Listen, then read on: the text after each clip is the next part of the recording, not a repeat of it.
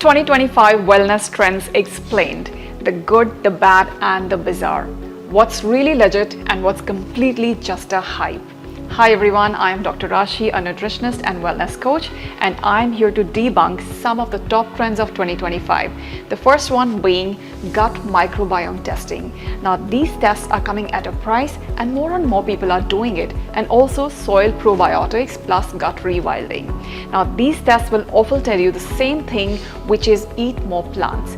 Well, the real deal is actually eating more plants, more fermented foods, and more diversity for better immunity, better gut health, better digestion, and better mood. But you don't have to do a test for it. You can start taking care of the step without doing a test and without spending some extra bucks. Cortisol and nervous system health.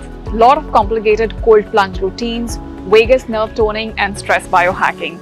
All you need is a simple 5-minute breath work out in the nature, some walk, and better sleep hygiene, because your basic stress habits matter more than any fancy gadgets. Ozempic or GLP-1 drugs for weight loss. These drugs have actually become mainstream and are helping a lot of people.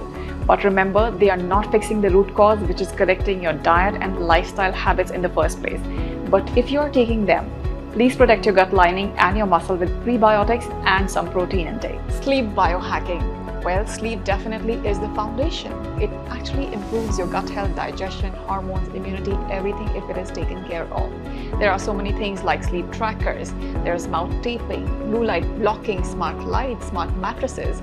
But if you're not taking care of the basics, for example, cutting down caffeine in the evenings, maintaining a certain room temperature, and also cutting out screen time, then you are really not fixing the basics before you spend big on these sleep tech. Emotional fitness. Now, managing stress has become one of the mainstream preventive pillars of lifestyle management.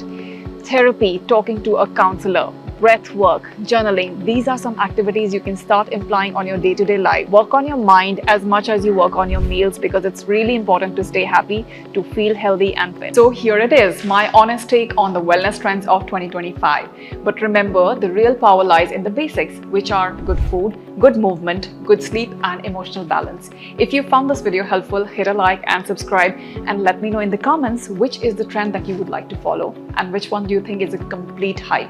Until then, stay healthy, stay curious, and I'll see you later for more.